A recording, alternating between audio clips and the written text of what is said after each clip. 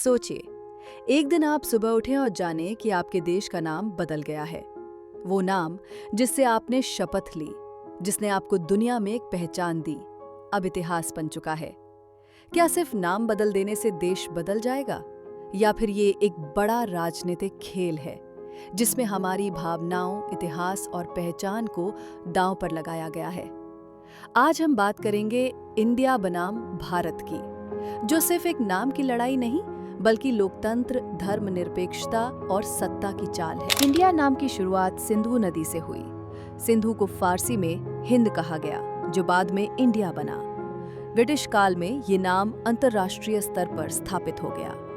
वही भारत की जड़ें प्राचीन वेदों और महाभारत में मिलती हैं। ये नाम राजा भरत और भारतवर्ष से जुड़ा हुआ है, एक सांस्कृतिक पहचान। 1950 में जब संविधान बना तब बहस के बाद तय हुआ, India that is Bharat shall be a union of states. मतलब दोनों नाम वैध हैं, एक आधुनिक पहचान, दूसरा सांस्कृतिक। 2023 में G20 समिट में राष्ट्रपति के इनविटेशन कार्ड पर लिखा गया प्रेसिडेंट ऑफ भारत। इसने पूरे देश में बहस छेड़ दी। सरकार समर्थकों ने कहा अब भारत को उसका असली नाम मिलना चाहिए, लेकिन विपक्ष का तर्क था ये सिर्फ राजनीतिक बदला है, क्योंकि कुछ ही हफ्तों पहले विपक्षी पार्टियों ने अपना गठबंधन बनाया था, नाम था INDIA। क्या इंडिया नाम से डरकर भारत लाया जा रहा है? बीजेपी और RSS लंबे समय से इंडिया को एक गुलामी का नाम मानते आए हैं। उनका कहना है कि भारत ही असली पहचान है, एक हिंदू राष्ट्र की ओर इशारा करता हुआ। लेकिन आलोचक कहते हैं कि ये सिर्फ ध्यान भटकाने की राजनीति है। जब मुद्दे हों, बेरोजगारी, महंगाई, शिक्षा और भ्रष्टाचार, तो ध्यान हटाने के लिए नया शिगुफा।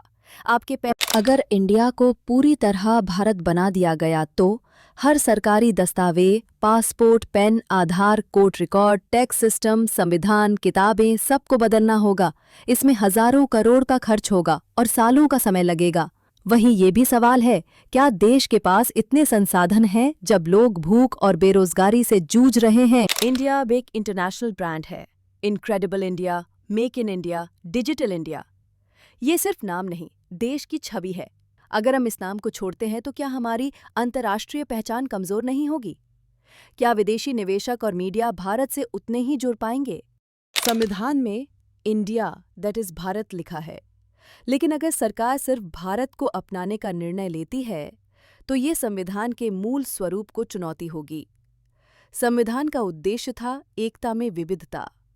अगर एक नाम को थोप दिया जाए तो बाकी पहचानें कहाँ जाएंगी? भारत एक बहुभाषी और बहुसांस्कृतिक देश है।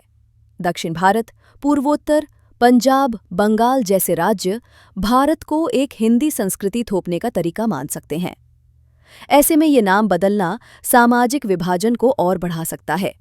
क्या ये नाम बदलाव हमें आगे ले जाएगा? क्या भारत को वाकई भारत कहने से विकास होगा, या फिर ये लोकतंत्र की आवाज को दबाने और सत्ता की छवि बदलने का तरीका है? कई बार नाम नहीं, नीयत बदलनी चाहिए। इंडिया वर्सेस भारत सिर्फ नाम की लड़ाई नहीं है, ये एक राजनीतिक दाव है जिसमें पहचान, संविधान और आम जनता की समझ को परखा जा रहा है।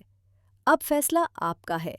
क्या आप इस बदलाव को एक गर्व का विषय मानते हैं या इसे सत्ता का प्रोपेगेंडा? सोचिए, समझिए और फिर आवाज उठाइए।